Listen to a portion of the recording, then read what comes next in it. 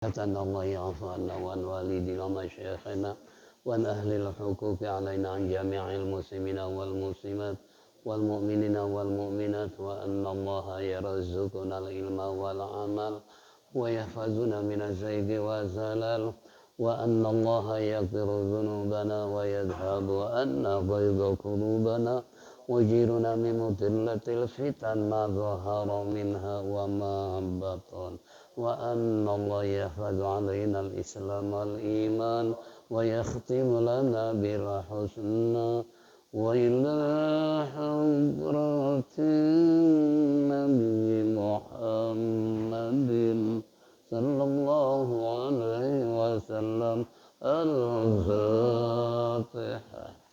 أعوذ بالله من الشيطان بسم الله الرحمن الرحيم الرحمن الرحيم إياك نعبد وإياك نستعين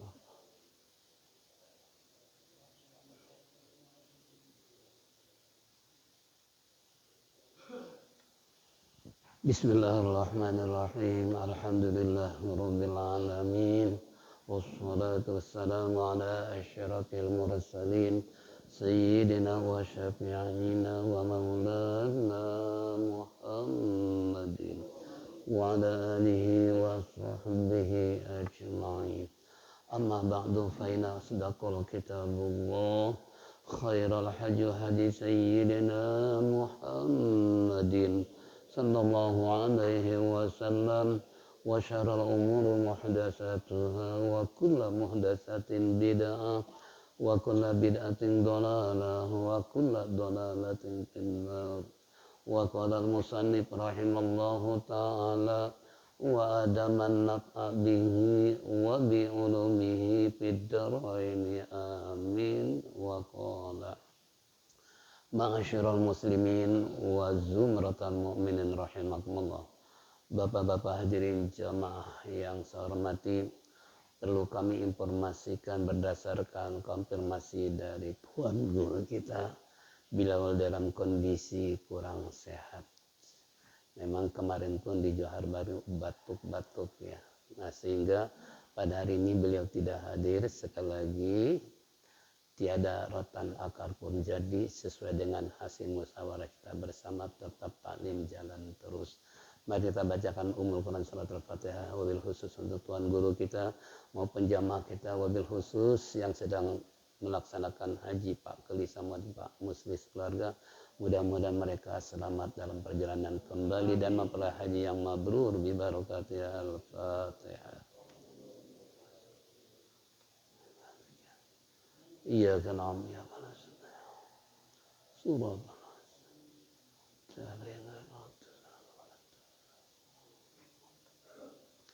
Baiklah hadirin, masih kita dalam Al-Babus Samin fi Fadilatil Azan. Itu sampai pada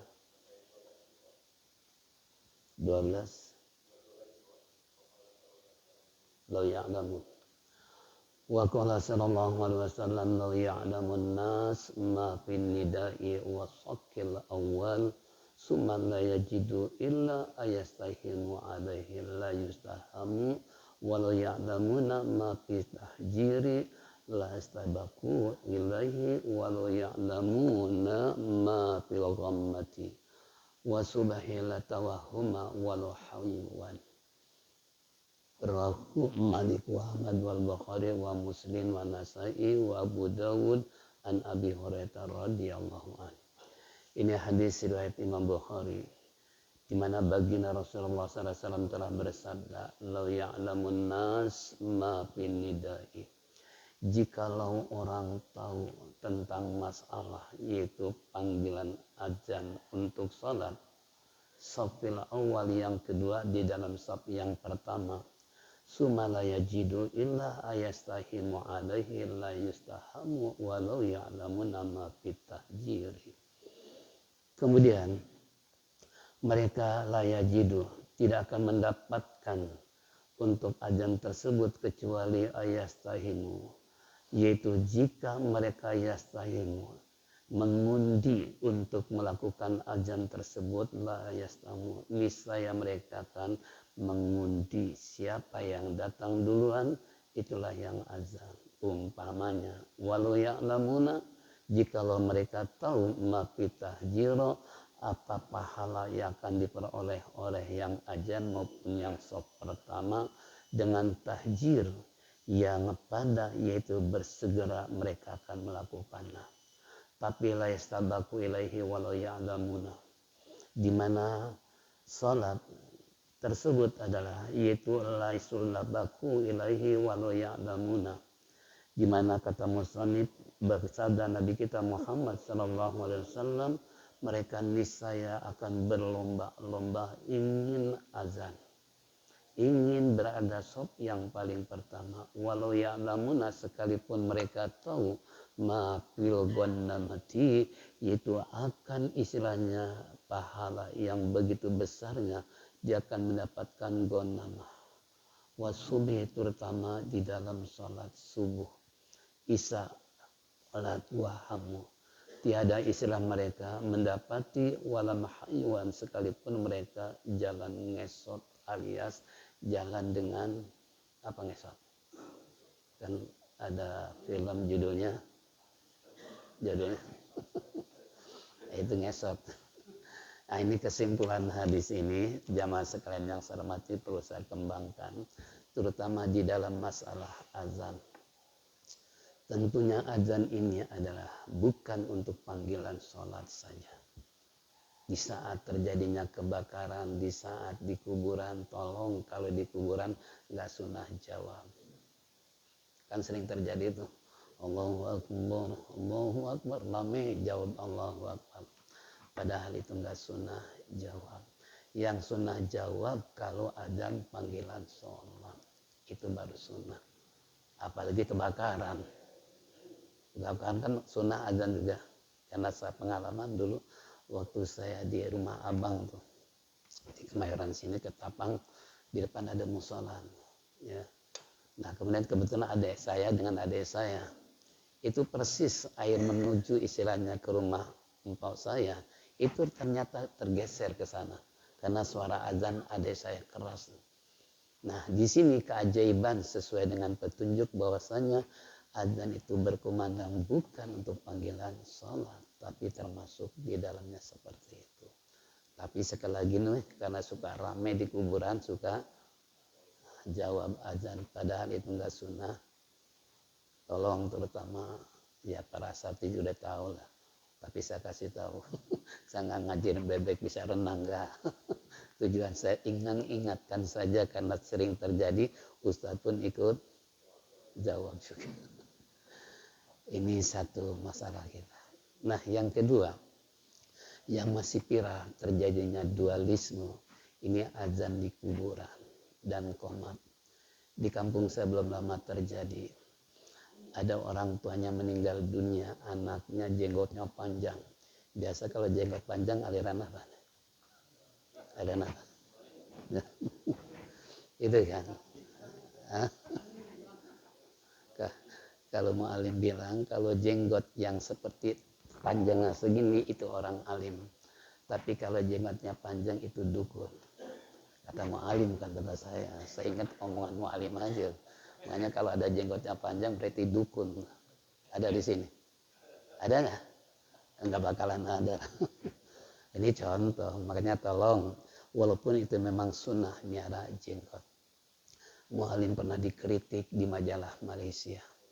Al-Andamah, Al-Faqih, ujung-ujungnya saya nggak punya jenggot. Mu'alim kaget, jamaah bilang, Mu'alim, di majalah Malaysia, Mu'alim begini-begini segala macam, saya nggak punya jenggot. Apa Mu'alim bilang? Saya bukan nggak miara jenggot, memang nggak tumbuh jenggot saya. Firdaus sudah dipakai. Terus alat jenggot apalagi tuh, minyak jenggot. Dokter Mustafa kan dagang tuh. Iya kan, udah usaha pakai minyak ini, nggak tumbuh juga, memang dasar dagu Indonesia. Coba kalau orang Arab masih kecil aja udah apa? Udah jenggot. Terus ingat Saifuddin Amsir cerita Tuan Guru. Beliau katakan memang itu jenggot sunnah ya. Bedanya laki dengan perempuan apa? Jenggot. Kalau laki nggak punya jenggot, perempuan. Nah ini pas begitu istilahnya beliau cerita, ini tentang sejarah jenggot di zaman Rasulullah. Ada seorang sahabat, jenggotnya cuma 1 lembar ngacir. Begitu berpapasan dengan Rasulullah, Rasulullah senyum. Namun sahabat yang punya jenggot 1 lembar merasa tersinggung. Karena dianggap Rasulullah senyumnya senyum sinis, seakan-akan meledek, menghina. Begitu ketemu lagi, berpapasan lagi, Rasulullah tanya, wahai sahabat, kemana jenggot anda yang 1 lembar? Saya gunting ya Rasulullah. Kenapa digunting? Habis engkau melihat saya senyum pada saya merasa tersinggung, akhirnya saya gunting. Aduh maaf, jangan anda sujud dengan saya. Itu ada bidadari lagi di lantungan. Itu saya senyumnya dengan bidadari, bukan menghina jenggot, bukan. Ini cuma 1 lembar ya. Gimana kalau banyak jenggot? Nah tuh api banyak jenggot tuh. Bisa nginap tuh. Ya kan, tolong jaga tuh jenggot. Ya ini salah satu contoh saya ingat dari Tuan Guru, yaitu kisah bin Amsir. Banyaklah kalau cerita. Ini kembali itu azannya. Jadi ini pertama azan. Kalau mereka tahu akan berebut, bahkan minta diundi karena pengen azan. Tapi zaman sekarang ada nggak yang begitu? Yang sampai minta diundi gitu. Malah di mana-mana udah azan, di sini belum. Sampai cerita mu'alim, saya ingat. Suatu saat di masjid-masjid suara azan. Di masjid, katakanlah masjid ini belum azan nih.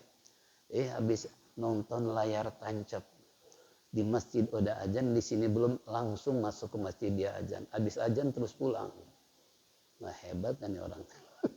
Habis azan terus pulang. Ditegur sama temannya, kamu gimana sih Bung, kenapa? Tadi siapa yang azan? Saya, tapi kok nggak sholat? Saya sih cuma nolongin pengurus masjid aja.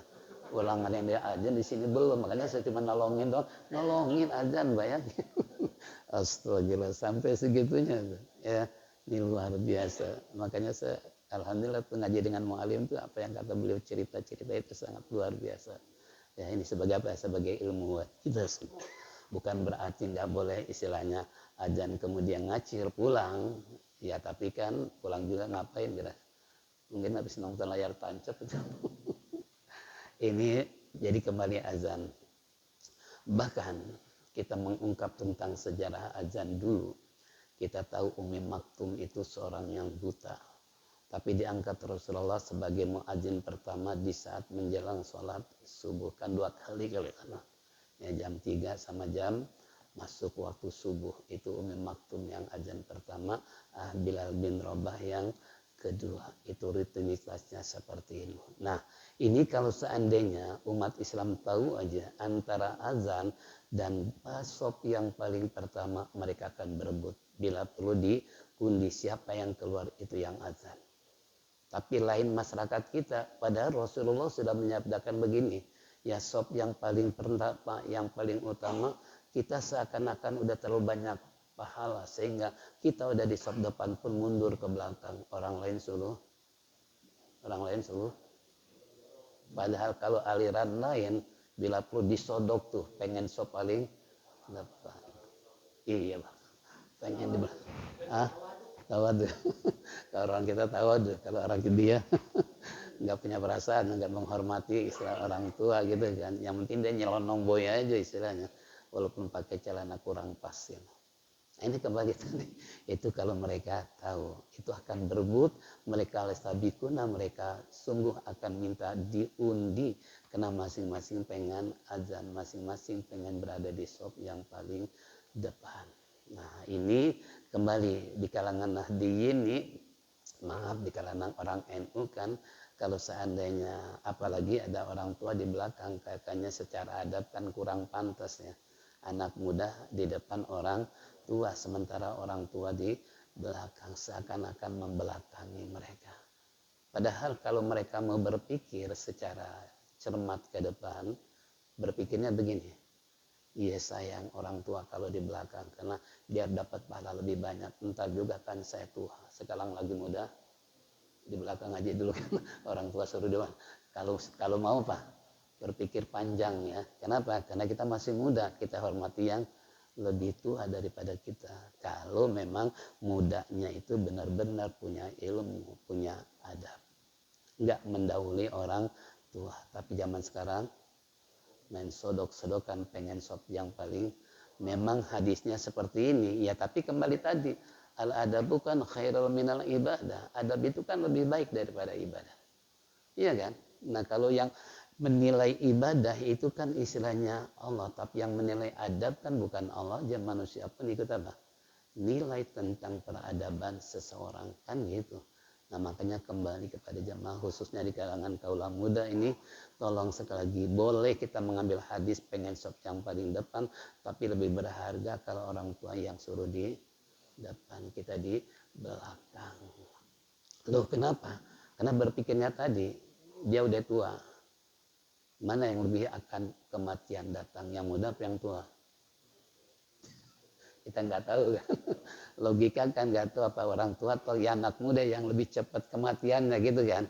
Nah ini kan bukan dari segi masalah kematian cepat lambatnya, tapi menghargainya orang yang sudah tua supaya dapat pahala lebih besar. Kita masih harapan ke depan karena umur kita masih muda. Kalau dia udah meninggal kan kita maju nanti. Itu kan. Nah, mereka tua-tua ini udah meninggal. Nah, kita udah tua, otomatis kita ada. Nah itu berawal dari istilahnya muda kita sudah berbudi baik terhadap orang tua.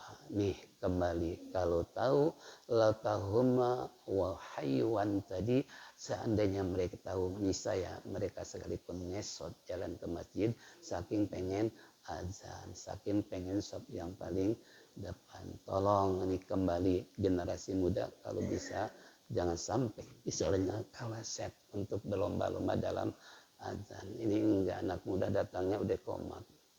Yang datang orang tua, suaranya udah azannya terengah-engah gitu kan. Ya jamaah enggak ada yang datang, kenapa? Karena dengar suaranya juga apa?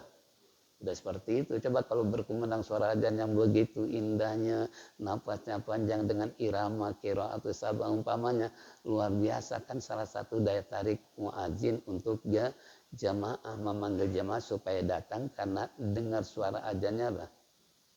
Itu kan. Kali ini enggak, azan sepotong-sepotong karena napasnya udah apa? Udah enggak kuat, nah gimana jamaah mau banyak kan gitu. Jangan-jangan dia juga jadi imam lagi. Fatihahnya nggak beres. Nah ini macam-macam. Kembali pada kita semua, tolong nih yang muda-muda kalau bisa biasakan Anda muadzin kalau subuh khususnya, apalagi kita udah banyak jelaskan hadis sebelumnya tentang keutamaan azan. Yang kedua terakhir, waqala sallallahu alaihi wasallam, man sami'a nidaa fataqabbala ibaha maihi fawaddu'a ala ainaihi, di mana Rasulullah SAW bersabda, man sami'a nida, barang siapa yang mendengar berkumandang suara azan, faqabbala ibaha maihi fawaddu'a ala ainaihi.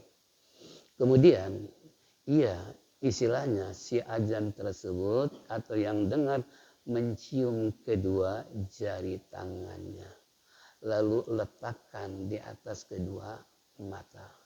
Wa qala marhaban bi dzikrillah ta'ala qurratu ayunina bika ya Rasulullah, fa ana safi'uhu yaumal qiyamah wa qaiduhu ilal jannah. Saya dapat dari guru Ki Mukri Al-Bantani. Saya kalau ngaji dengan beliau berdua tuh di Masjid Gang 7 tuh. Gang 7 apa namanya? Kalibata Timur, Masjid apa tuh? Kalibata Gang 7. Iya. Dulu Anda bertahun-tahun ngaji dengan beliau, Ki Mukri Al-Bantani. Beliau bilang, "Wara, nanti kalau dengar suara azan ketika berkumandang asyhadu anna Muhammadar Rasulullah." Rupanya ini hadisnya nih. Ya, langsung kita mengecup apa? Ya, dan saya pun dari mu'alim juga dapat juga, dari yang lain juga, istilah Kianan Said, Dewan Pakar tadi juga. Pokoknya di semua guru ngajarin dari istilahnya tentang masalah kalau berkumandang suara azan asyhadu anna Muhammad Rasulullah, kita taqabbala tadi, kecup nih jari kita. Kemudian tadi mana? Di mata ya, itu kan. Nah sekali lagi bukan ngajarin bebek renang, enggak, ngingetin doang. Kebetulan kalau yang belum tahu, alhamdulillah jadi tahu kan. Ini contoh. Jadi kembali itu fawaddu'a ala ainaihi tadi, letakkan istilahnya ke atas dua matanya tadi. Malah kalau saya pengen dua-duanya diterapkan. Pertama begini, yang kedua begini kan. Kan pernah syahada nama Rasulullah, ya kan? Nanti yang kedua saya menang. Karena saya perhatikan mu'alim seperti itu, ya. Nah, kita suka rapat dengan mu'alim itu kalau sholat ya, maupun di saat sebelum masuk waktu, ya alhamdulillah. Makanya kalau kita duduk dengan orang alim tuh perhatikan gerak-geraknya, jangan cuma nunduknya doang. Kedua kita lihat praktek beliau di saat sedang sesuatu, termasuk berkumandang suara azan asyhadu anna Muhammadar Rasulullah. Itu salah satu contoh. Nah, di sini waqala marhaban. Ucapkan marhaban bi zikrillah ta'ala qurratu ayunina bik ya Rasulullah. Fa'ana syafi'ahu yaumal qiyamah wa fa'iduhu ilal jannah. Jadi dengan kalimat marhaban, kalau dari guru saya marhaban ya Rasulullah qurrata ayun Muhammad bin Abdillah sallallahu alaihi wasallam. Tapi kalau di sini beda konteks tapi tujuannya adalah sama. Ya tinggal pilih mau yang mana. Jangan-jangan dua-duanya enggak lah. Pada ada alternatif. Kalau nggak baca ini baca yang tadi istilahnya. Ya kenapa? Ya kembali tadi. Itulah hikmahnya kita banyak guru sering ngaji gitu kan.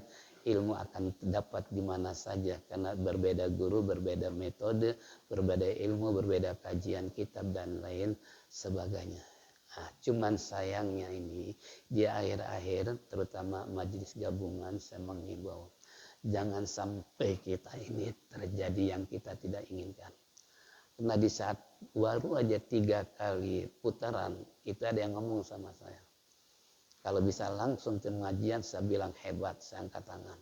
Kalau pengajian bisa lanjut. Ada tuh yang ngomong sama saya. Ya, yang benar. Iya, emang faktornya kenapa? Bil pulus mulus, la pulus mampus. Itu kan? Ternyata benar nggak? Benar. Pengajian kalau nggak pakai duit kira-kira nggak? Iya kan? Nah ini makanya sementara ada beberapa masjid yang mengundurkan diri gitu kan? Ini kan salah satu faktor yang bisa mengakibatkan bagaimana nih pengajian jalan atau tidak. Karena semua harus ada pakai ya dana-dana kan. Nah makanya saya menghimbau kemarin pengurus nggak jadi ya rapatnya. Belum rapat. Ya salah satu solusi dalam rangka mengantisipasi saldo yang ada sekian berapa? 130 juta. 130.000. Masya Allah. Untuk hari ini bayar juga tekor ya. Belum cukup. Tekor. Coba bayangkan. Nih saya ajak berpikir sekarang. Yuk bagaimana solusinya. Itu kan. Karena sebagai ketua mendengar sangat miris sekali. Kalau kondisi istilahnya saldo seperti itu. Kan gak mungkin Ustadz Aziz, Ustadz Hadi nanggulangin sendiri. Apalagi saya umpamanya. Minimalkan kesatuan persatuan kita sesuai dengan hasil musyawarah dalam setiap masjid 30.000 ya. 50.000 musalah. Nah, ini yang jadi masalah pengurusnya seharusnya tuh begitu hari Jumat dapat langsung ngasih. Yang jadi macet kan udah berbulan-bulan nggak mau bayar begitu dengar jutaan kira-kira gitu. Tuh yang paling efektif tuh caranya tadi tuh begitu dapat rombol Jumat itu langsung sisihkan langsung hari Senin kasih pengurus. Insya Allah tuh kita nggak akan punya piutang terhadap majlis salim. Itu kan karena ini berjalannya majlis salim sekali lagi tadi pengamat yang bilang sama saya Ustadz kalau bisa jalan bagus nih. Tapi saya pikir jangan harap akan bisa jalan. Loh kenapa? Itu tadi faktornya sebagai penunjang majlis talim. Ya, walaupun saya belum musyawarah dengan pengurus, tapi saya bisa membayangkan kayak apa kan. Karena sekarang krisis masalah ekonomi itu termasuk masjid pun kena imbasnya. Kena imbasnya nggak? Kena imbasnya. Kenapa? Kenapa? Nah sekarang timbul pertanyaan pemasukan kurang. Kenapa pemasukan kurang? Itu kan. Nah, kalau kita mengingat hadis Nabi kita Muhammad SAW bahwasanya sayat akhir zaman ya firlunal ulama wal fuqaha fayabtalimu salasa balayat. Nanti suatu masa akan terjadi mereka lari dari ulama, jauh dari ulama dan ahli hukum, akibatnya terjadi 3 bencana, termasuk tadi yarfaullah berkata min kasbihin, Allah akan hilangkan pintu keberkahan dari usaha mereka. Nih sekarang keberkahan sangat luar biasa pengaruh. Ini satu. Yang kedua kan istilahnya wa yusallitu wa sultanan zalima, Allah akan mengutus pemimpin-pemimpin yang zalim. Kayak apa kondisi sekarang? Yang ketiga wa yakhrujuna minad dunya bighairi iman. Mereka mati tidak membawa iman. Itu pun banyak kasus-kasus insiden-insiden kematian mereka tidak membawa iman. Itu naudzubillah. Nah faktornya tadi jauh dari ulama dan ahli hukum. Kalau ini mereka udah renggang dengan ulama, nggak mau duduk dengan ulama, sementara kita bisa lihat Jakarta Pusat siapa yang jadikan figur ulama? Tuan guru kita kan. Yang lain ada nggak? Sangat langka. Ini yang kita sedih. Makanya dengar guru aja kita terkadang istilah mendengar kurang sehat. Masya Allah, sedih kita ya Allah, mudah-mudahan panjangkan umur. Gitu kan. Kenapa? Ya karena tadi, siapa kalau bukan kita sebagai generasi penerus untuk melanjutkan para ulama. Nah tadi itu karena jauh ulama, renggang dengan ulama, pintu keberkahan ya Pak, ditutup. Nah imbasnya bukan orang bisnis saja, masjid pun. Kenapa? Karena setiap masjid bukan rapat kalau ada pengajian malah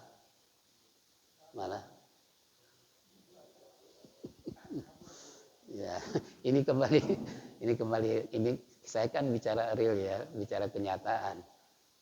Umpamanya di masjid ini, pokoknya masjid yang Bapak pimpin setiap sholat penuh nggak, rame nggak? Tapi kalau ngaji kan bisa. Ini salah satu di antaranya pengamatan kalau kita mau menyesuaikan dengan hadis Rasulullah. Oh faktornya karena jauh dari ulama. Bagian sholat berjamaah begitu rajinnya, berperan aktif, berebut pengen shot paling depan, tapi ngaji kok malah di sini sih nggak ada tuh orang sana. Ada di sini. Jangan-jangan bapak sendiri sebagai ini. Ini tolong sekali lagi jangan sampai kita sang sedih, prihatin. Saya dulu tiap hari dengan ulama-ulama Betawi istilahnya ikut ngaji, Abdul Syafi'i segala macam. Setiap hari saya ngaji itu dengan ulama-ulama. Nah sekarang ya bisa dihitung Jakarta Timur siapa, Jakarta Barat siapa, Selatan siapa, Utara siapa, Pusat siapa. Nih keprihatinan kita ya, makanya tolong sekali lagi ini majlis taklim kita jangan terjadi hal yang kita tidak inginkan gara-gara urusan. Nah, nanti hasil musyawarah atau kapan pengurus musyawarah, nah kita nanti umumkan apa solusinya supaya hal ini jangan sampai ya kekurangan dana ya. Karena secara mungkin Bapak berpikir 51 masjid, ada berapa? Sisa 18 ya. 18 masjid kan. Al-Muttaqin sama Al-Ikhlas kan mengenduri Al-Ihsan itu. Kalau Al-Ihsan kan alasannya karena jemaahnya ya. Itu. Nah, ini 18 masjid. Nah, musala berapa? Musala berapa? Ah, 2 musala. Masjid 16. 16 kali 50 berapa? 16 kali 50 baru dapat 900, 800, musala 2 berapa? 60 kali tambah 800 kali 30 ya, 15.000 musala. Iya. 2 berarti kan 30. Nah, sekarang totalnya dapat pendapatan sebulan itu adalah 900 lah katakan kurang lebih, sementara kita majlis salim berapa kali? 4 kali per datang berapa duit? 250. 60. Itu setiap datang. Kali 4 berapa? Tekor nggak kira-kira? Hah? Coba pikir. Pikir berdasarkan ekonomi.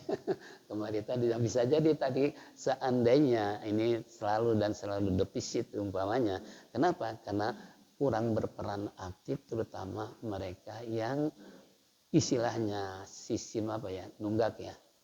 Kalau setiap rutin Jumat begitu aja insya Allah tidak ada kekurangan. Nah sekarang kalau dengar laporan seperti itu, karena kemacetan ini, maaf nih pengurus masjid, jangan menunda-nunda, apalagi numpuk-numpuk. Kayak saya bilang tadi, walaupun itu kan bukan duit kita, ya kita sebagai pengurus itu kan uang umat. Nah kenapa kita harus menyimpan? Ini terkadang masjid ironis itu. Mereka ingin dapat saldo ratusan juta, tapi duitnya nggak digunakan jemaah. Padahal yang lebih bagus, kayak model di mana di Jagakarsa ya, Jogja, Jagakarya ya. Nah, itu kan nggak ada saldo sama sekali. Padahal pendapat waktu saya ke sana salat subuh itu umum kan dapat jutaan, tapi aneh begitu dapat habis pakai makan, pakai segala macam. Tapi mereka ya alhamdulillah berjalan terus. Kenapa? Ya wallahu alam dah istilahnya. Karena tadi kalau kita membekukan uang jamaah, nilai pahalanya di mana? Sementara itu bisa berjalan dapat pahala kalau uangnya didaya gunakan. Apalagi untuk kebutuhan umat. Itu kan. Nah makanya saya harapkan untuk tidak ke depan nanti menunda-nunda. Sebagaimana saya katakan Jumat langsung kasih hasil trombon langsung ditransfer ke pengurus. Insya Allah. Nah ini kemacetan itu seperti itu. Ya karena pengurus masjid nunda akhirnya kita punya macet. Ya. Nah untung Ustaz Haji mungkin ada penunggalangan secara pribadi kali diam-diam. Kita kan nggak tahu sebab kalau begitu itu tekor kan. Pengeluaran sekian, ya pendapatan sekian. Bisa jadi laporan kosong uang. Nah jamaah pernah mikirin nggak? Pernah mikirin nggak? Pernah mikirin nggak? Nggak pernah kan, yang penting ngaji indah gitu kan. Nikmatnya ngaji luar biasa. Tapi nggak berpikir tentang pemasukan dari pendapatan jamaah itu sendiri. Nah, makanya sekali lagi saya sebagai ketua menghimbau dan mengingatkan yang lebih baik adalah per minggu langsung kasih supaya tidak terjadi kemacetan. Ya, kita kan dulu pengalaman waktu madrasah. Sebulan nggak bayaran, 2 bulan nggak bayaran, 3 bulan nggak bayaran ditagih berhenti. Sehingga madrasah wala yahya wala yamut, hidup kagak mati kagak. Tinggal gurunya pada kurus-kurus. Habis gajinya macet. Itu kan, karena pengalaman saya seperti itu dulu. Baik kepala madrasah maupun guru madrasah kayak apa istilahnya. Ya, tapi ini jangan sampai terjadi. Saya tetap optimis. Yang penting saya katakan tadi per Jumat langsung cash. Jangan ditunda-tunda. Ditunda sekian masjid otomatis buat bayar kiai macet. Masa kita bilang maaf tuan guru nih macet dan minggu depan aja double kan nggak mungkin, nggak etis gitu kan.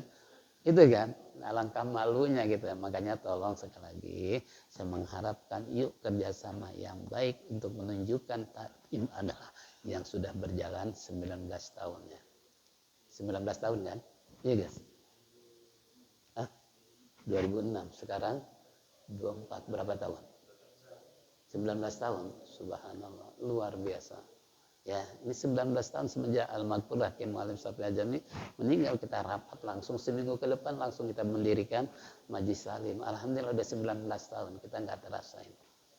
Ya, nah ini sekali lagi saya ucapkan terima kasih atas perhatiannya. Tolong ke depan kalau setuju, saya yakin pengurus setuju, dari dulu pun kita kasih tahu yang bagus setiap minggu langsung store. Supaya tidak terjadi kemacetan tadi. Tolong ya, jangan ntar aja di bulan besok, setahun aja. Nah apalagi setahun sekali bayar. Nah buat kiai tiap minggu. Untuk penanggulangi kan bingung gitu. Tolong nih ya, kalau ada yang begitu jangan tersinggung. Ntar besok mundurin diri lagi. Tujuan saya kembali tadi supaya tidak terjadi kemacetan. Kita nggak ingin pengajian ini bubar begitu saja gara-gara padahal kita dari semenjak dulu 30 ya naik sekian. naik sekian. Karena kita perhitungan ekonominya tadi nggak cukup, ya. Makanya saya dengan pengurus-pengurus kalau ada masalah ada berapa, Ustaz ada sekian, aduh ini sangat miris nih. Coba kita bagaimana? Yuk kita tambah lagi. Alhamdulillah jamaah ikut gitu kan.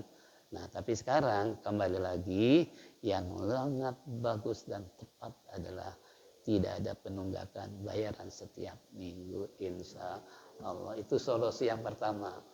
Solusi yang kedua kira-kira apa? Kalau naikin kan nggak mungkin. Nggak mungkinnya kenapa? Itu padahal ya dari umat buat umat ya 50.000 untuk istilahnya trombos hasil Jumat, mungkin kan ratusan ribu, jutaan dan lain sebagainya. Terkadang itu untuk mengeluarkan 50.000 kok sayang banget. Kita susah banget, padahal langsung aja nanti keluarin ini, tolong deh benaran nih buat apa, buat masjid gabungan 50. Itu saya yakin, nah kalau saya seminggu dapat 800 900 per minggu, per bulan ya, per minggu ya per minggu dapat sekian, saya yakin saldo akan banyak, ya saldo akan nggak akan kekurangan. Ya ini salah satu contoh, apalagi kalau Tuan Guru mengadakan haul gitu kan. Sementara di pengajian mu'alim yang terkenal cuman Kemayoran doang, yang masih menghidupkan Majlis Salim al-arba'in, karena tiap bulan kita gitu ya, kita ikut nyumbang. Makanya Pak Hamdi suka bilang sama saya, alhamdulillah Kemayoran ada perhatian kepada kami. Nah jadi bukan untuk bayar Tuan Guru aja, kita pun terkadang guru acara hawalan gitu kan, acara peringatan Maulid, apalagi rutinitas setiap bulan kita memberikan sumbang untuk pengajian al-arba'in mu'alim gitu, karena kita pun nggak mau dengar al-arba'in ikut gitu kan. Nah jadi itu sebagai informasi saja. Nah di pengelolaan uang, kalau yang tahu sih kembali lagi tadi, kalau nggak tahu sih enjoy aja kan. Yang penting aja gitu, tapi pengurus babak belur mikirin gimana nih solusinya kan gitu ya. Tapi alhamdulillah yang mudah-mudahan sekali lagi ke depan tolong seperti itu ya, kalau tidak ingin terjadi kemacetan. Terima kasih atas perhatiannya, mohon maaf segala kekurangan. Sekalian informasi aja nih, kebetulan Tuan Guru nggak ada, saya bisa bicara tentang pemasukan dan pengeluaran Majlis Taklim. Dengar laporan tadi ini termasuk minus. Guru pun nggak datang tetap kita bayar masalahnya, iya kan? Guru nggak datang tetap kita bayar ya, karena saya ingat mu'alim, ditolong pengurusnya, pengurus masjid nih. Kata mu'alim, kalau pengurus udah manggil guru percis kayak miara kuda dipakai nggak dipakai tetap makan. Makan nggak? Makan. Guru juga datang nggak datang. Nah, kita pegang prinsip dari mu'alim tuh. Ini kagak, guru nggak datang, alhamdulillah uang buat tas. Padahal kata mu'alim persis merah kuda. Nah kuda dipakai dikasih makan. Nggak, umpanya nggak dipakai nggak dikasih makan, ya modar nih kuda. Iya kan? Itu mu'alim. Ini bukan omongan saya loh. Ya saya ingatkan pengurus nih, kalau mau alim ngasih tahu sama kita tuh, sama para kiai ustadz tuh, bahwa Anda sudah miara kuda. Nah kalau miara kuda datang nggak datang, dipakai nggak dipakai, tetap kuda harus dikasih makan. Nah, kalau kuda kan rumput, kalau ustadz rumput juga. Itu saya ingat mu'alim tuh, omongan mu'alim. Jadi saya bukan mempromosikan ini, kalau ada ustadz, kebetulan ada kabar ustadznya sakit lagi pergi, alhamdulillah saldo masuk. Padahal ya tadi kayak miara udah tetap dikasih. Masalahnya nih supaya berpikir jernih, ustadz nggak masuk, dia sakit. Nih sakitnya ini entah beli telur, beli madu, beli obat, beli jamu dari mana.